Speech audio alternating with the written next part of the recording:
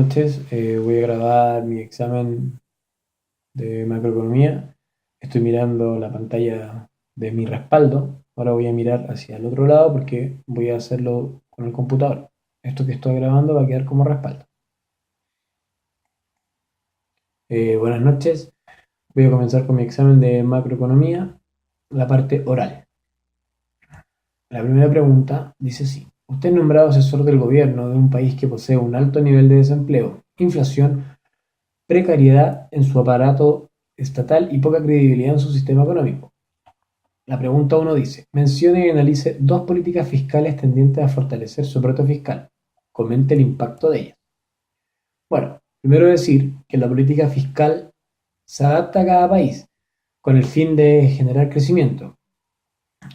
Si bien dicen que, que la idea que aconsejan reducir el déficit, en cada país siempre es bueno tener una adaptación de las políticas fiscales a cada país. ¿Ya? Tenemos dos tipos de políticas fiscales, expansiva y restrictiva o contractiva. La política fiscal expansiva implica un aumento neto del gasto público a través de aumento en el mismo, o también una menor recaudación fiscal, o la combinación de los dos.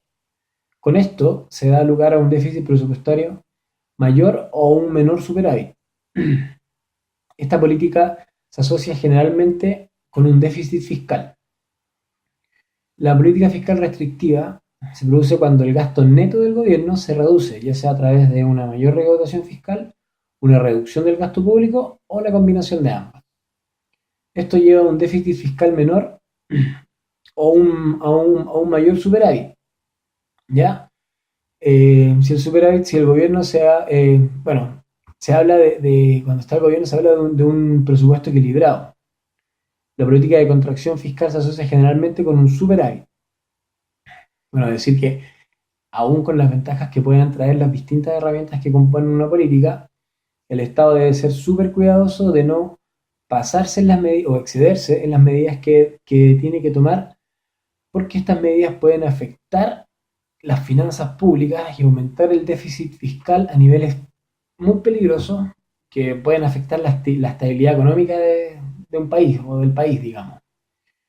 El medio por el cual el Estado obtiene los recursos necesarios para desarrollar sus políticas, la deuda interna o externa, es a través de impuestos, y mantener en niveles aceptables su déficit fiscal, donde también afecta otras variables como las tasas de interés y la tasa de cambio, las cuales también deben ser tenidas en cuenta en el momento de definir una política fiscal. La pregunta 2 dice, mencione una política económica tendiente a mejorar la credibilidad del sistema. Bueno, la política económica se refiere a las acciones que el gobierno o los gobiernos adoptan en el ámbito económico. Cubre los sistemas de fijación de tasas de interés y presupuesto del gobierno, así como el mercado de trabajo, la propiedad nacional y muchas otras áreas de las intervenciones del gobierno en la economía. La política de estabilización intenta estimular a la economía de la recesión o restringir la oferta monetaria para evitar una inflación excesiva.